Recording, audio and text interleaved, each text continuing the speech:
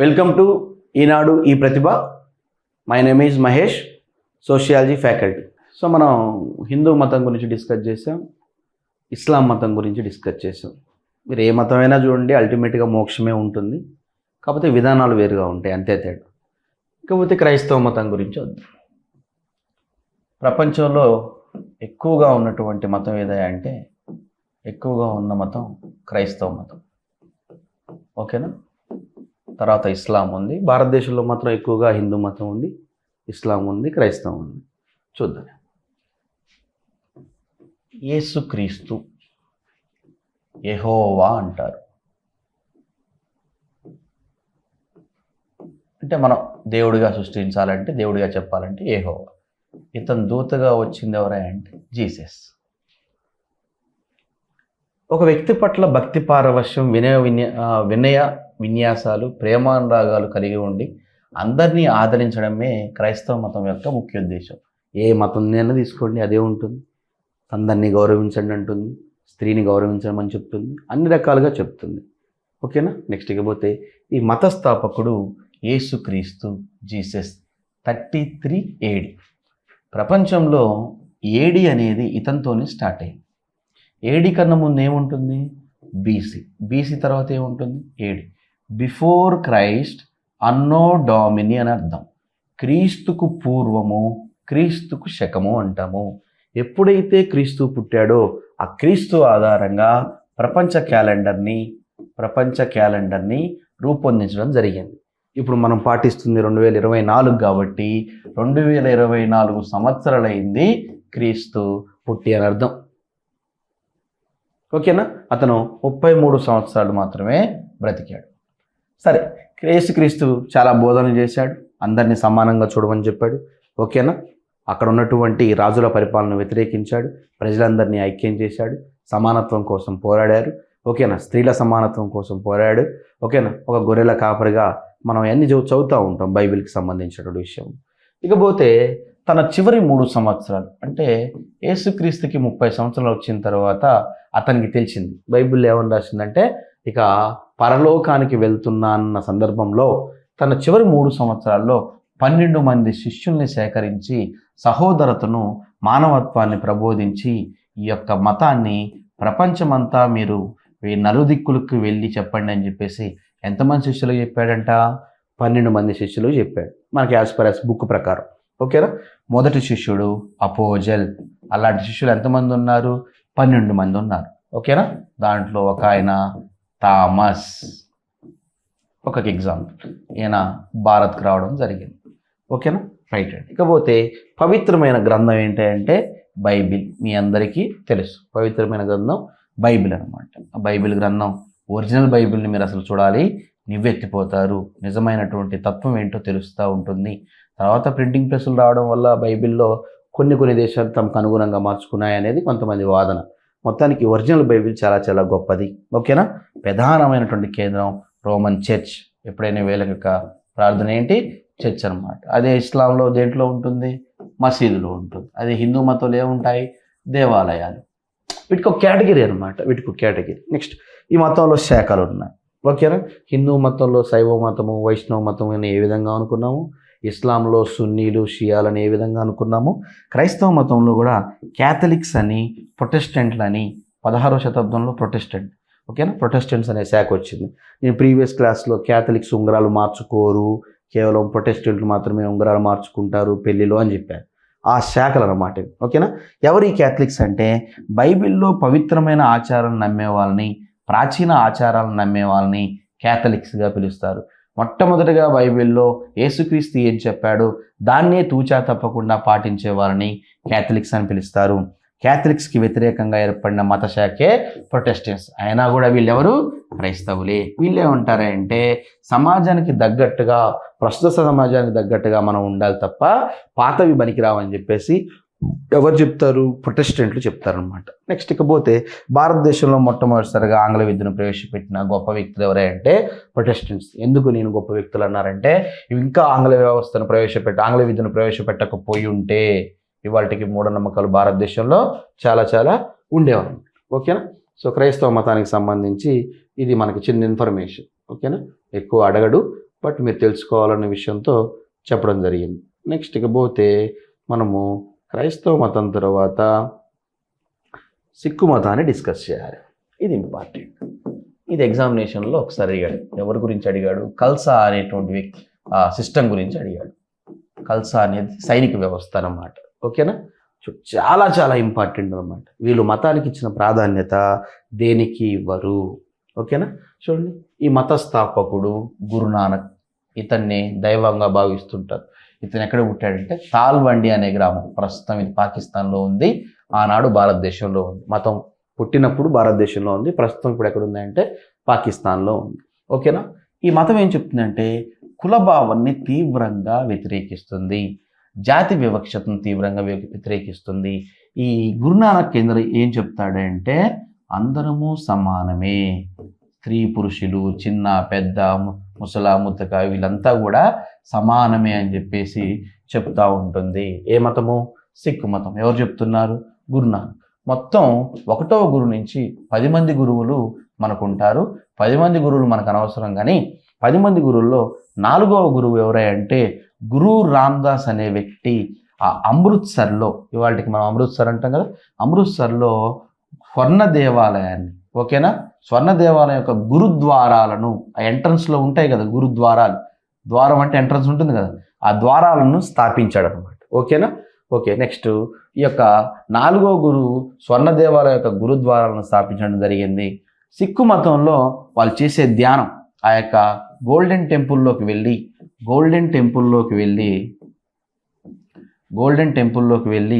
ధ్యానం చేస్తారు. ఆ ధ్యానం పేరేంటని అడుగుతున్నాడు. ఆ ధ్యానాన్ని వాళ్ళు సిమ్రాన్ అని పిలుస్తారు. సిమ్రాన్. వాళ్ళు చేసే జపం పేరేంటని అడుగుతున్నాడు. ఓకేనా? జపాన్ని దైవ జపం అని పిలుస్తారు. ఇది జనరల్గా మన ఎగ్జామినేషన్లో అడిగేటువంటి విషయం. సిక్కు మతం యొక్క పవిత్ర గ్రంథం మీకు ఆల్రెడీ ఇందాక చెప్పాను, ఆది గ్రంథ్ అంటారు. దీన్ని గురు గ్రంథ్ సాహెబ్ అని పిలుస్తారు. నేను ప్రీవియస్ క్లాస్లో ఆది గ్రంథ్ చుట్టూ 4 సార్లు రౌండ్లు వేస్తారు. ఎవరు? దంపతులు. దాన్ని ఏమని పిలుస్తారని చెప్పాను? చార్ ఫేరే అని పిలుస్తారని చెప్పాను. గుర్తుందో లేదో మీకు? ఓకేనా? సో ఆ బుక్ చుట్టూ, ఆ గ్రంథం చుట్టూ, అంటే ఆ గ్రంథాన్ని ఎవరి బోధనలు ఉంటాయి? గ్రంథంలో మొత్తం కూడా గురునానక్ బోధనలు ఉంటాయి. దాంతోపాటు 10 మందికి సంబంధించిన బోధనలు కూడా ఉంటాయి అన్నమాట. నెక్స్ట్ ఇకపోతే 5వ గురువు గురు అర్జున్ దేవ్ సిక్కు మత పవిత్ర గ్రంథాన్ని సంపుటించాడు. ఈ 5వ గురువు ఈ గ్రంథాన్ని రచించాడు. ఎవరు? పై 4 ముఖ్యంగా ఎవరి సిద్ధాంతాన్ని ప్రవేశపెట్టాడు? గురునానక్ సిద్ధాంతాలని ప్రవేశపెట్టి ఒక గ్రంథాన్ని రచించాడు. అదే ఇండియన్ హిస్టరీ అయితే ఇతనికి ఉరిశిక్ష కూడా వేశారు. అది ఇండియన్ హిస్టరీకి సంబంధించిన విషయం. నెక్స్ట్ ఇకపోతే చిట్ట చివరి గురువు, ఇతను ఇంపార్టెంట్. ఓకేనా? 10వ గురువు గురు గోవింద్ సింగ్. ఇతను ఖల్సా, 2వ కాండి, ఖల్సా అనేటువంటి సైనిక వ్యవస్థను ఏర్పాటు చేశారు. ఎందుకంటే ఆనాటి కాలంలో మొఘల్స్ నుంచి తమను తాము రక్షించుకోవడానికి, తమ మతాన్ని కాపాడుకోవడం కోసము 10వ గురువు, చిట్ట చివరి గురువు ఖల్సా అనేటువంటి సైనిక వ్యవస్థను స్టార్ట్ చేశాడు. ఇదే 10వ గురువు సిక్కు మతస్థులందరికీ కూడా, ఓకేనా, ఒక సిద్ధాంతాన్ని ప్రతిపాదించాడు. ఇస్లాంలో ఏ విధంగా అయితే పంచసూత్రాలు ఉన్నాయో ఈ యొక్క సిక్కు మతంలో కూడా పంచసూత్రాలు ఉన్నాయి. వీటిని 5Kలు అని పిలుస్తారు. వీటిని ఏమని పిలుస్తారు? 5Kలు అని పిలుస్తారు. అంటే అన్ని కాలతో స్టార్ట్ అవుతాయి కాబట్టి చరిత్రకారులు దీనికి ఏం పేరు పెట్టేస్తారంటే 5K అని పెట్టారనమాట. సో ఫస్ట్ K, 1వది, 2వది, 3వది, 4వది, 5వది. సో ఫస్ట్ చూడండి, కేష్, కంగా, ఖడా, కృపాన్, ఖచ్చర్. అంటే ప్రతి సిక్కు మతస్థుడు తప్పకుండా ఈ 5Kలను పాటించాలి. అంటే ఈ 5Kలను పాటిస్తే వాడికి ఏం లభిస్తుంది అర్థం? మోక్షం లభిస్తుంది అర్థం. అల్టిమేట్గా మతం అదే కదా చెప్పేది. సో ఫస్ట్ కేష్ అంటే ఏంటంటే ప్రతి సిక్కు మతస్థుడు వెంట్రుకలను జీవితంలో కట్ చేసుకోకూడదు. అందుకనే వాళ్ళ తలపాగా చూడండి పెరుక్కుంటూ పోతూ ఉంటుంది. ఎందుకంటే వాళ్ళ మతంలో ఉంది కాబట్టి వాళ్ళు కట్ చేసుకోకూడదు. 2వది కంగా, ప్రతి సిక్కు మతస్థుడు తన జేబులో ఎల్లప్పుడూ కూడా ఒక దువ్వెన్ను పెట్టుకోవాలి. ఎందుకు పెట్టుకోవాలి? జుట్టు పెరుగుతుంది కాబట్టి దీన్ని సరి చేసుకోవడం కోసం పెట్టుకోవాలి ఒక దువ్వెను. అందుకనే కంగా అని పిలుస్తారు. మూడవది కడ. ప్రతి సిక్కు మతస్థుడు ఒక లోహపు కడియాన్ని ధరించాలి. అందుకనే మీరు సిక్కు మతస్థుడు చూడండి, కుడి చేయికి కడియం ఉంటుంది. నెక్స్ట్ కృపాన్. ప్రతి సిక్కు మతస్థుడు ఆత్మరక్షణ కోసం ఖడ్గాన్ని ధరించండి. ఇవాళకి కూడా ప్రతి సిక్కు మతస్థుడు, ప్రతి సిక్కు స్త్రీ కూడా ఇటువైపు బొడ్డుకు రైట్ సైడ్లో కూడా ఒక చిన్న కృపానాన్ని ధరిస్తూ ఉంటుంది. ఆ రోజు కృపానాన్ని ఎందుకు ధరించమన్నాడు అంటే, మొఘల్స్ నుంచి, ఇతర రాజ్యాల నుంచి తమను ఆత్మరక్షణ కోసం కత్తిని పట్టుకోమని చెప్తే వాళ్ళు దాన్నే ఇవాళకి కూడా దాన్ని పాటించుకుంటూ వస్తున్నారు. సో ఆ రోజు పెద్ద ఖడ్గాన్ని పెట్టుకున్నారు, ఈరోజు గుర్తుగా చిన్న కత్తిని పెట్టుకుంటున్నారు. దీన్ని కృపాన్ అంటారు. నెక్స్ట్ మోస్ట్ ఇంపార్టెంట్ కచ్చా. ప్రతి ఒక్కరూ కూడా సిక్కు మతస్థుడు, స్త్రీ అయినా పురుషుడైనా పొడవాటి లోదుస్తులు, ఇన్నర్ అంటారు, పొడవాటి లోదుస్తులను ధరించాలి. ఇది కొంచెం కాన్ఫ్లిక్ట్ అనమాట. ఎందుకు ధరించాలి? లోదుస్తులకు సంబంధం ఏంటి అంటే, సిక్కు మతంలో వ్యభిచారాన్ని అత్యంత పాపంగా పరిగణిస్తారు. మోస్ట్ ఇంపార్టెంట్, అత్యంత పాపంగా పరిగణిస్తారు. ఎక్స్ అనే వ్యక్తి వ్యభిచారంలోకి పాల్గొనాలని చూస్తున్నప్పుడు చిట్ట చివరగా తన లో దుస్తులను తీస్తూ ఉంటాడు. కాబట్టి ఆ దుస్తులను తీసినప్పుడైనా ఏ మతం గుర్తు రావాలి? సిక్కు మతం గుర్తు రావాలి. నేను చేసే తప్పు అని తెలుసుకోవడం కోసం ఆ కచ్చాని ఆ 5Kలో ఏర్పాటు చేయడం జరిగింది. ఇది దీనికి సంబంధించి కేష్, కంగ్, కడ, కృపాను, కచ్చా అని పిలుస్తూ ఉంటారు. వీటిలో ఖచ్చితంగా ఒక మార్పు వచ్చే అవకాశం ఉంది. గురుద్వారాలో, మీకు గోల్డెన్ టెంపుల్ దగ్గర గురుద్వారాలో వంటశాలను లంగర్ అని పిలుస్తారు. బెస్ట్ ఎగ్జాంపుల్ హైదరాబాద్లో లంగర్ హౌస్ అని ఉంది. లంగర్ హౌస్ మీరు ఎప్పుడైనా వెళ్ళి ఉంటే చూడండి. అక్కడ ఏంటి అంటే సహపంక్తి భోజనాలు ఉంటాయి. సహపంక్తి భోజనాలు ఎందుకంటే గురునానక్ ఏం చెప్పాడు?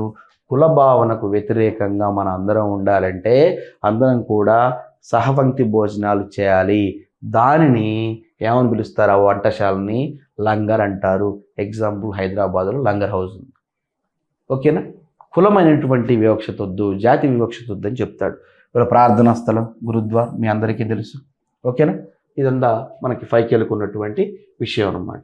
సో కాబట్టి గుర్తుంచుకోండి, సిక్కు మతం నుంచి మనకు కొంచెం ఇంపార్టెంట్ అనమాట. 5Kలు బాగా చూసుకోండి. నెక్స్ట్ ఇకపోతే బౌద్ధ మతం. క్రీస్తుకు పూర్వము 6వ శతాబ్దంలో ఓకేనా ఆర్యుల మతానికి వ్యతిరేకంగా, ఏ మతానికి వ్యతిరేకంగా సార్? ఆర్యుల మతానికి, అదే వైదిక మతానికి వ్యతిరేకంగా ఏర్పడినటువంటి జైన మతము, బౌద్ధ మతము, చార్వాక మతము, అజవిక మతాలు ఏర్పడ్డాయి. వాటిలో ఒక 2 మతాల గురించి నేను డిస్కస్ చేస్తాను.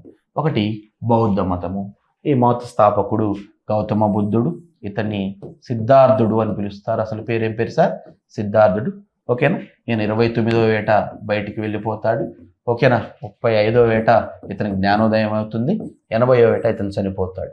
ఓకేనా? రైట్. ఇతను చెప్పిన విషయం ఏంటి అంటే, ఇతను మధ్య మార్గాన్ని ప్రచారం చేశాడు. ఈయన ఏమంటాడంటే, దేంట్లో కూడా అతి పనికి రాదు, అతిని త్యజించాలి.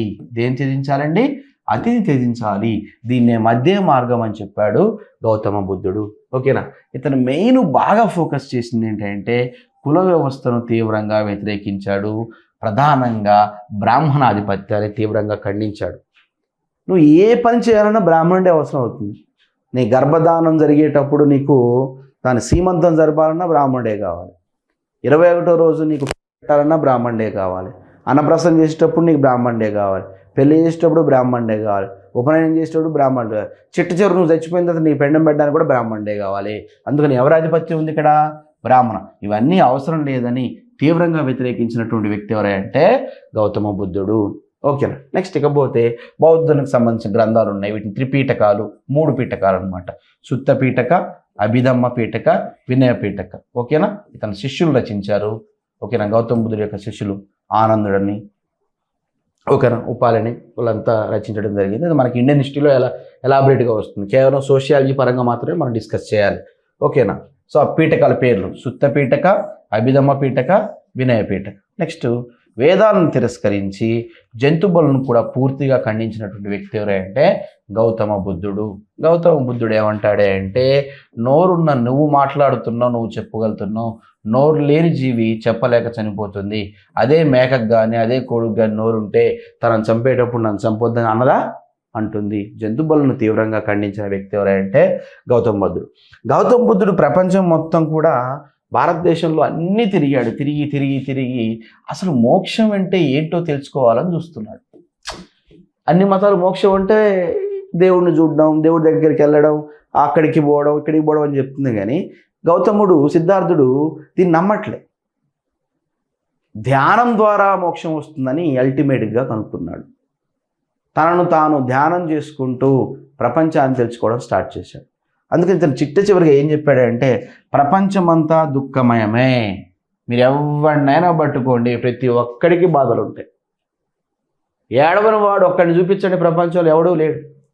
కానీ ఆ దుఃఖానికి ఒక కారణం ఉంది. ఆ దుఃఖాన్ని నివారించవచ్చు. ఆ దుఃఖానికి కారణం ఏంటంటే నీ కోరికలే. నువ్వు ఒక బలమైన కోరిక పెట్టుకున్నావు, గ్రూప్ 2 రావాలి, నాకు విపరీతమైన కోరిక పెట్టుకున్నావు, డైలీ దేవుడికి దండం పెట్టుకుంటున్నావు, గ్రూప్ 2 రాలేదు, ఏడుస్తున్నావు. అంటే నీ కోరిక వల్ల నీకేమొచ్చింది? ఏడుపు. అంటే నీ కోరికలే నీకు దేనికి కారణమైనవి? దుఃఖానికి కారణమైనవి అని మనం చెప్పుకోవచ్చు. నీ దుఃఖానికి కారణం ఏంటి? కోరికలు. అందుకని ఎటువంటి కోరిక లేకుండా జీవించండి, జీవితం మొత్తం కూడా ఆనందంగా ఉంటుందని చెప్పేసి చెప్పాడనమాట. ఎటువంటి రాగద్వేషాలు లేకుండా, ఎటువంటి మోహాలు లేకుండా చివరికి యోగ నిద్రలో మునిగి సమాజ స్థితిని చేరడమే నిర్యాణం. నిర్యాణం అంటే చనిపోవడం. ఓకేనా? నిర్యాణం అంటే చనిపోవడం అన్నమాట. ఇది గౌతమ బుద్ధుడు మనకు చెప్తుంది. ఈ మతంలో కూడా శాఖలు ఉన్నాయి. హీనయానం అని, మహాయానం అని, వజ్రయానం. వజ్రయానికి ఈ మధ్య ఎగ్జామినేషన్లో అడుగుతున్నాను. ఏ దేశం బెస్ట్ ఎగ్జాంపుల్? టిబెట్. వజ్రయానం పుట్టిన శాఖ ఎక్కడ పుట్టింది? అమరావతి. ఆంధ్రప్రదేశ్లోని అమరావతిలో ఈ శాఖ పుట్టింది. హీనయానము, మహాయానము, వజ్రయానము. ఓకేనా? సో దీంట్లో ఉండేటువంటి శాఖలు అనమాట. నెక్స్ట్ ఇకపోతే బౌద్ధ మతం గురించి తర్వాత జైన మతం. ఇది కొంచెం చూసుకోండి. యాక్చువల్లీ జైన మతం గురించి మనం డిస్కస్ చేస్తుంటే ఈ మత స్థాపకుడు వృషభనాథుడు. మొత్తం 24 మంది తీర్థంకులు ఉన్నారు. ఓకేనా? దీంట్లో 22 మంది గురించి కేవలం పౌరాణిక పుస్తకాల్లో ఉంది తప్ప, పౌరాణిక గ్రంథాల్లో ఉంది తప్ప ఎక్కడా కూడా మనకి ఆ యొక్క శాసనాల్లో బయటపడలేదు. శాసనాల్లో కేవలం 2 గురించే బయటపడింది. 23వ వాడు 24వ వాడు గురించి పడింది. ఓకేనా?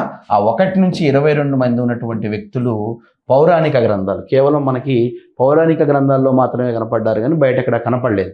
ఓకేనా? అయితే ఈ మతాన్ని మొత్తం ఎంతమంది సాధించారంటే 24 మంది తీర్థంకులు. ఎగ్జామినేషన్లో అడిగాడు, తీర్థంకులు అంటే అర్థం ఏంటని అడిగాడు. తీర్థంకులు అంటే వంతెనను నిర్మించువాడు. వంతెనను నిర్మించువాడు. ఇంగ్లీష్లో ఫోర్ట్ మేకర్ అని పిలుస్తారు. Most important. దీంట్లో మొదటివాడు వృషభనాథుడు. ఓకే. 22వ వాడు. నేను ఎందుకు 21 మంది గురించి డిస్కస్ చేయట్లేదంటే పౌరాణిక గ్రంథాలు మనకి బయట ఎక్కడా లేరు, ఓన్లీ గ్రంథాల్లో మాత్రమే బయటపడ్డారు. ఇకపోతే 22వ వాడు నేమినాథుడు, చివరవాడు. 23వ వాడు, ఇతని గురించి గ్రంథాలు కాకుండా శాసనాల్లో బయటపడ్డాయి. ఓకేనా? పార్శ్వనాథుడు. 24వ వాడు వర్ధమాన మహావీరుడు. ఓకేనా? సో కాబట్టి 22వ వాడు, 23వ వాడు, 24వ వాడు, 1వ వాడిని గుర్తుంచుకోండి. మిగతా మధ్యలో ఉండేటువంటి వ్యక్తులంతా కూడా పౌరాణిక మనుషులు అని చెప్పేసి గుర్తుంచుకోండి. ఓకేనా? ప్రతి మతంలో కూడా కొన్ని సూత్రాలు ఉంటాయి. దీంట్లో కూడా పంచసూత్రాలు ఉన్నాయి. 1 అహింస, 2 అసత్యం. సత్యం అంటే అబద్ధాలు పలకుండా ఉండడం. ఓకేనా? అపరిగ్రహ. నెక్స్ట్ అస్తేయ. ఓకేనా? నెక్స్ట్ బ్రహ్మచర్యం. ప్రతి ఒక్కరు కూడా విధిగా బ్రహ్మచర్యం పాటించాలని చెప్పేసి, విధిగా బ్రహ్మచర్యం పాటించాలని చెప్పేసి ఏ మతం చెప్తుంది? జైన మతం చెబుతుందన్నమాట. ఓకేనా? నెక్స్ట్ ఇకపోతే దొంగతనాలు చేయకుండా ఉండడం. ఓకేనా? సంపదను, అపరిగ్రహ, సంపదను త్యజించుట, నీకున్నటువంటి సంపదను పంచిపెట్టుట, త్యజించుట. వీటన్నిటిని కలిపి ఏ సూత్రాలు అంటారు సార్ అంటే పంచసూత్రాలని పిలుస్తారు. ఓకేనా? అహింస, అసత్య, అపరిగ్రహ, అస్తేయ, బ్రహ్మచర్యం. అయితే మొదటి 4ని పార్శ్వనాథుడు ఇస్తే చివరి దాన్ని వర్ధమాన మహావీరుడు చెప్పాడు. వర్ధమాన మహావీరుడు తెలియజేశాడు. చాలా చాలా ఇంపార్టెంట్ అన్నమాట. నెక్స్ట్ ఇకపోతే ఓకేనా, ఇది దీనికి ఉండేటువంటి విషయం. నెక్స్ట్ ఈ మనకి జైన మతంలో కూడా శాఖలు ఉన్నాయి. శ్వేతాంబర తెల్లటి వస్త్రాన్ని ధరించేవారని అర్థం. తెల్లటి వస్త్రాన్ని ధరించేవారు. దిగంబర ఎటువంటి వస్త్రాలను ధరించిన వారు. ఎటువంటి వస్త్రాలు ధరించని వారిని దిగంబర అంటారు. పవిత్ర గ్రంథం ఆగమ అని పిలుస్తారు. జైనుల యొక్క 14 పవిత్ర గ్రంథాలు ఆరాధిస్తుంటారు. తర్వాత వీటికి పూర్వములు అని, తర్వాత వీటిని 14ని 12గా మార్చి 12 అంగములుగా పిలుస్తూ ఉన్నారు. ఓకేనా. ఎగ్జామినేషన్లో వీళ్ళ యొక్క శాఖల పేర్లు అడుగుతున్నాడు. శ్వేతాంబర, దిగంబర అన్నమాట. అది జైన మతానికి సంబంధించిన విషయం. నెక్స్ట్ ఇకపోతే ఇంకొక మతం పార్సీ మతం, జొరాస్ట్రియన్స్. ఓకేనా. వీళ్ళు యాక్చువల్లీ పర్షియాలోంచి పార్స్ అనే ప్రాంతం నుంచి భారతదేశానికి వచ్చారు కాబట్టి వీళ్ళని పార్సీ మతస్థులు అని పిలుస్తారు. పార్సీల యొక్క అధిదేవత అహూరా మజ్దా. ఆ దేవత పేరండి అహూరా మజ్దా. వీరు గురువు జరాతుష్ట. యాక్చువల్లీ అక్కడ పుట్టింది, అక్కడి నుంచి ఇక్కడికి వచ్చింది. ఓకేనా. వీళ్ళ పవిత్ర గ్రంథం జెండ్ అవెస్త. ఇవి గుర్తుపెట్టుకోవాలి. వీరు ఎక్కువగా అగ్నిని పూజిస్తారు.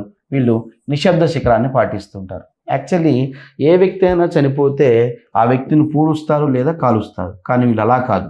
వీళ్ళు ఒక ఎత్తైన గుట్ట ప్రాంతానికి తీసుకెళ్ళి ఆ శవాన్ని ఆ గుట్ట మీద పడేసి వస్తారు. ప్రీవియస్ ఏపీ గ్రూప్ 2లో అడిగినటువంటి ప్రశ్న ఏంటంటే ఈ ప్రాంతాన్ని ఏమని పిలుస్తారని అడిగాడు. రేక్మా అనేటువంటి ప్రాంతంతో పేరుతో పిలుస్తూ ఉంటారు అన్నమాట. ఓకేనా. సో దీన్ని నిశ్శబ్ద శిఖరం అని పిలుస్తారు. పార్సీ మతంలో కూడా 3 సూత్రాలు ఉన్నాయి. ప్రతి పార్సీ మతస్థుడు కూడా 3 సూత్రాలను పాటించాలి. ఒకటి హుమతా అంటే మంచి ఆలోచనలు కలిగి ఉండాలి. రెండోది హుక్తా మంచి మాటలను కలిగి ఉండాలి. మూడోది హువర్స్టా మంచి పనులను కలిగి ఉండాలి. ఈ 3 సూత్రాలు దేన్ని తెలియజేస్తున్నాయి సార్ అంటే పార్సీ మతాన్ని తెలియజేస్తున్నాయి. ఓకేనా. పార్సీ మతంలో కూడా శాఖలు ఉన్నాయి. ఓకేనా. షహౌన్, కాడ్మిన్, ప్లాసిన్ ఇవన్నీ. ఇది యాక్చువల్లీ పర్షియన్ నుంచి వచ్చింది. మనకు అంత ఇంపార్టెంట్ కాకపోయినా మొన్న ప్రీవియస్ ఏపీ గ్రూప్ 2 అడిగాడు, నిశ్శబ్ద శిఖరం గురించి అడిగాడు కాబట్టి కొంచెం మీరు చూసుకోండి అనమాట. ఓకే. ఇది నెక్స్ట్ అనమాట. నెక్స్ట్ ఇక పోతే మనకి కొన్ని కీలకమైన పదాలు ఉన్నాయి. ఆ కీలకమైన పదాలు చూసుకుందాం. ఓకేనా. కొన్ని కీలకమైన పదాలు, జనరల్గా కీలక పదాలు మతం అనగానే గుర్తొచ్చేటువంటి పదాలు. ధర్మం అంటే హక్కుగా వచ్చిన పనిని బాధ్యతగా నిర్వర్తించడం ధర్మం. అందుకనే ప్రతి ఒక్కళ్ళు ఎలా బ్రతకాలో చెప్తారు, ధర్మంగా జీవించాలి అని చెప్తారు. మోక్షం ఆత్మ పరమాత్మలో విలీనం అవడాన్ని ఏమని పిలుస్తారు, మోక్షం. నేను ఇందాక చెప్పాను పునర్జన్మ ఉండొద్దని చెప్పాను, ప్రీవియస్ క్లాస్లో చెప్పాను. పొరపాటున పునర్జన్మ ఉందంటే నువ్వు చెడ్డోడు అని అర్థం. ఓకేనా. పవిత్రత చేసే పని ధర్మబద్ధంగా ఉండి ఒక పవిత్రతను చోటు చేసుకోవాలి. ఏదైనా ఆలయానికి వెళ్ళినా, ఇంట్లోకి వెళ్ళినా, ఏ పని చేసినా ఒక పరిశుభ్రతను పాటించాలి. పవిత్రతకు మత సంస్థల స్థాపన ప్రేరణగా నిలిచాయి. హిందూ మతం అయితే ఎవరుంటారు, దేవాలయాలు. ఇస్లాం అయితే ఏముంటుంది, మసీదులు. ఓకేనా. వీటికి చర్చిలు. ఇట్లా ప్రత్యేకమైన ప్రేరణగా నిలుస్తున్నాయి. వాటికి ఒక కేటగిరీ అనమాట. వాళ్ళు అక్కడ ఉంటారు, అక్కడికి పోయి దర్శనం చేసుకోవాలి. నెక్స్ట్ పవిత్రత భయాన్ని కానీ గౌరవాన్ని కానీ కలగజేస్తుంది. ఓకేనా. మానసిక ప్రశాంతత లభిస్తుంది. అందుకని పెద్దవాళ్ళు ఏమంటారంటే నీకు ఏదైనా మానసిక ఇబ్బందులు ఉంటే ఎక్కడికి వెళ్ళమని చెప్తారు, గుడికి వెళ్ళండి అని చెప్తారు, చర్చికి వెళ్ళండి అని చెప్తారు. ఓకేనా. మసీదుకి వెళ్ళి అలా కొద్దిసేపు కూర్చోండి అంటారు. కారణం ఏంటంటే అక్కడ మానసిక ప్రశాంతత లభిస్తుంది అనేది చాలామంది యొక్క నమ్మకం. సరే, ఇప్పటి వరకు మొత్తం మనం పాజిటివ్గా మాట్లాడుకుందాం. కానీ ఇప్పుడు కొంచెం నెగిటివ్ గురించి కూడా డిస్కస్ చేద్దాం. మంచి ఉంటే చెడు ఉంటుంది, ప్లస్ ఉంటే మైనస్ ఉంటుంది. ఓకేనా. నేను ప్రీవియస్ ఇదే చాప్టర్లో మీకు గుర్తుందో లేదో అధర్వణ వేదం గురించి చెప్పాను. గుర్తుందా అండి. అధర్వణ వేదం, ఋగ్వేదము, యజుర్వేదము, సామవేదం, అధర్వణ వేదంలో ఏం రాసిందంటే భూత ప్రేత పిశాచాలకు సంబంధించిన మంత్రతంత్రాలన్నీ కూడా వాటికి సంబంధించినటువంటి ఆ ప్రార్థనలన్నీ కూడా దీంట్లోనే ఉన్నాయని చెప్పేసి దీన్ని మూఢనమ్మకాలుగా మనం భావించవచ్చా అంటే చాలామంది సామాజికవేత్తలు మూఢనమ్మకాలుగా భావిస్తున్నారు. ఏంటి ఆ మూఢనమ్మకాలు అంటే అలౌకిక శక్తుల పట్ల, అలౌకిక భావాల పట్ల నమ్మకాన్ని కలిగి ఉండి స్వర్గం ఉంటుందని, నరకం ఉంటుందని, పాపం ఉంటుందని, పుణ్యం ఉంటుందని, ఓకేనా, తెలియని వాటి విషయం గురించి ఆలోచించడం. నెక్స్ట్ జ్యోతిష్యం ఉంటుందని దాని గురించి డిస్కస్ చేయడం. మంత్రశక్తులు ఉంటారని, ఓకేనా, ఏదో మంత్రం వేస్తే వాడు ఏదో అయిపోతాడని, ఆ మంత్రం చేస్తే, ఆ మంత్రం పఠిస్తే వాడికి ఏదో వస్తుందని, ఇవన్నీ. ఓకేనా. శకునాలు భారతదేశంలో విపరీతమైనటువంటి విధానం శకునం. పిల్లి ఎదురు వస్తే వాడు బయటికి కూడా వెళ్ళాడు, వితంతు ఎదురుస్తాడు బయటికి కూడా వెళ్ళాడు. ఆడపిల్లను శుక్రవారం అత్తారింటికి అసలు పంపించాడు, మంగళవారం రోజు అసలు కటింగ్ చేయించుకోడు, శుక్రవారం రోజు అసలు కటింగ్ చేయించుకోడు. వీటన్నిటిని శకునాలను పిలుస్తారు. ఓకేనా. వీటన్నిటిని మూఢనమ్మకాలుగా పిలుస్తారు. మతం అనేది ఇవాళకి కూడా మోస్ట్ ఇంపార్టెంట్, ఇవాళకి కూడా అంతుపట్టని విషయం, చెప్పలేనటువంటి సంఘటన. ఆ దేవుళ్ళ గురించి దేవతల గురించి చెప్పలేనటువంటి సంఘటన. ఇది మతానికి సంబంధించింది. ఓకేనా. ఈ 2 గంటల క్లాసులో మనకు ఖచ్చితంగా దీంట్లోంచి 2 మార్కులు వచ్చే అవకాశం ఉంది. ఓకేనా. తిరిగి మనం నెక్స్ట్ క్లాస్లో కలుద్దాం. అంతవరకు సెలవు. Thank you.